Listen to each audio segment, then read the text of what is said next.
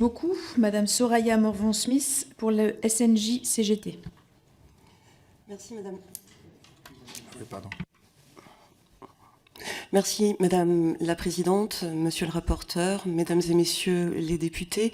Je vais peut-être me permettre une correction sur la présentation qui a été faite. Je suis secrétaire générale adjointe du SNJ CGT, également élue au CSE de France Média Monde et journaliste à France 24. Comme l'a dit mon collègue Sofiane Erami, on a été particulièrement mobilisés cette dernière nuit sur l'actualité internationale et le scrutin aux États-Unis. Alors, pour le SNJ-CGT, évidemment qu'on voit l'urgence d'abord pour l'audiovisuel public. On est à un peu plus d'un mois de la fin de la validité des modalités de financement et je vous laisse imaginer comment les salariés de ces entreprises, mais aussi ceux qui les dirigent, envisagent cette transformation. Évidemment que l'audiovisuel public a été fragilisé ces dernières années par tous ces allers-retours sur les modalités du financement, mais également sur les attaques. Le pluralisme, ça n'est pas, comme certains milliardaires pourraient le croire, de diffuser in extenso les idées de l'extrême droite. Le pluralisme, c'est autre chose et c'est quelque chose de sain et d'absolument indispensable dans une démocratie.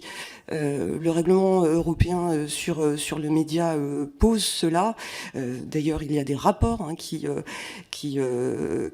démontrent à quel point l'audiovisuel public, en particulier en Europe, contribue à la sérénité des débats. C'est quelque chose d'indispensable et de précieux.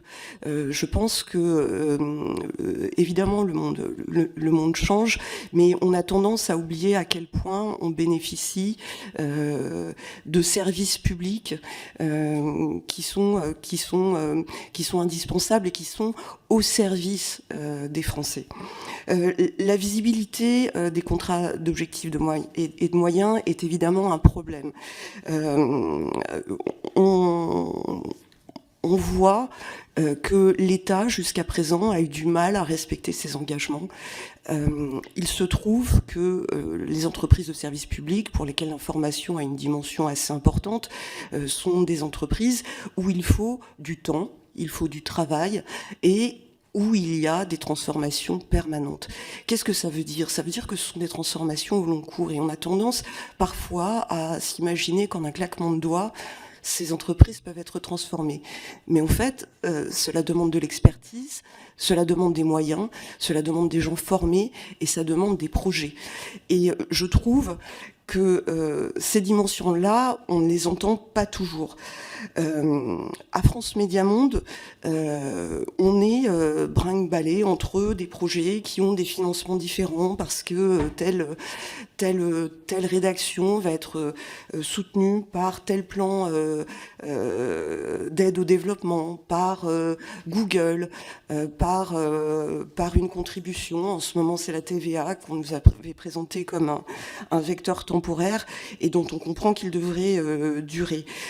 Nous ne sommes pas certains, au sein du SNJ-CGT et de la CGT, de la pertinence de l'usage de la TVA, même si dans les conditions d'urgence actuelles, il nous paraît indispensable de trouver une solution. Mais nous ne la voyons pas comme une solution à long terme. Je vais peut-être dire un mot de France Média Monde, où il y a une réduction de voilure, où il y a eu des transformations assez radicales qui sont faites et qui ont été en réalité des réformes de productivité. Il y a eu des réductions de voilure, il y a eu des réductions de lieux de diffusion. Et si les missions ont été étendues, les moyens n'ont pas forcément suivi. Et cela pose un problème à la fois d'envergure de l'information à l'international telle que portée par la France, mais ça pose une question de crédibilité.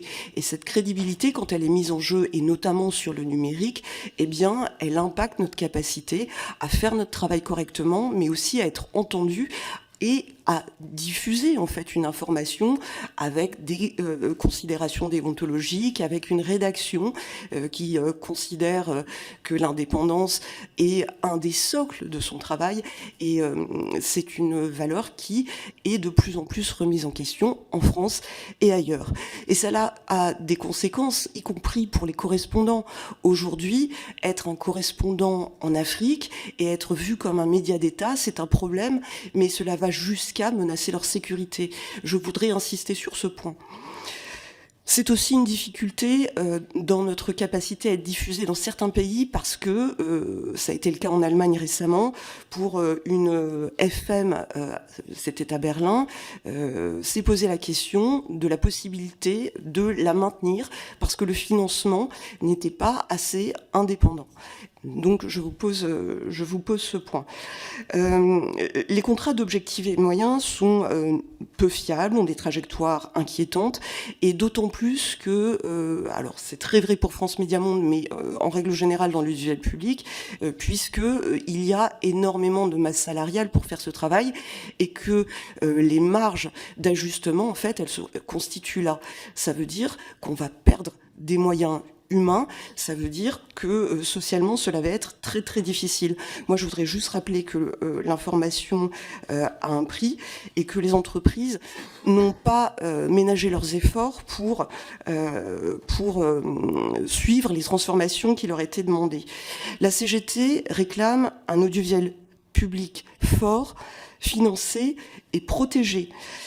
Il y a une menace sur la sérénité des débats, il y a une menace sur la fiabilité des informations, et l'audiovisuel public se doit d'être exemplaire. Il a un rôle fondamental, notamment dans le secteur de l'information, mais aussi un peu plus loin, dans le secteur de la culture également, où l'audiovisuel public représente littéralement des dizaines de milliers d'emplois. Un mot sur la TVA, qui est sans doute l'impôt le plus injuste possible. Si vous pouviez conclure, et vous rebondirez sur les questions. Donc allez-y sur la TVA, et puis après je vais passer la parole au rapporteur. Merci. L'argument selon lequel la TVA est moins payée par les personnes pauvres nous a fait sourire, et nous avons été évidemment sensibles aux travaux de Sylvie Robert au Sénat.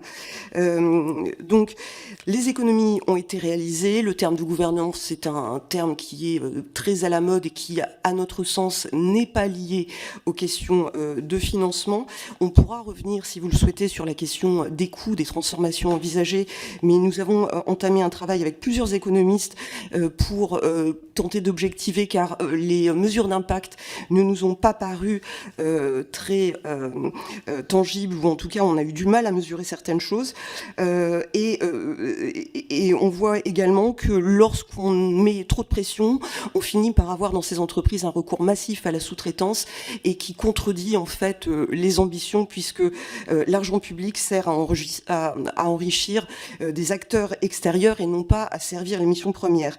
Donc en conclusion, il y a urgence, nous avons besoin d'un vecteur, nous ne voyons pas le vecteur de la TVA comme un vecteur souhaitable sur la durée. Nous plaidons donc pour un fonds de garantie pour l'information indépendante, pour les savoirs et pour la culture. Merci à vous. Merci beaucoup. Je passe la parole à Monsieur Denis Masséglia, notre rapporteur.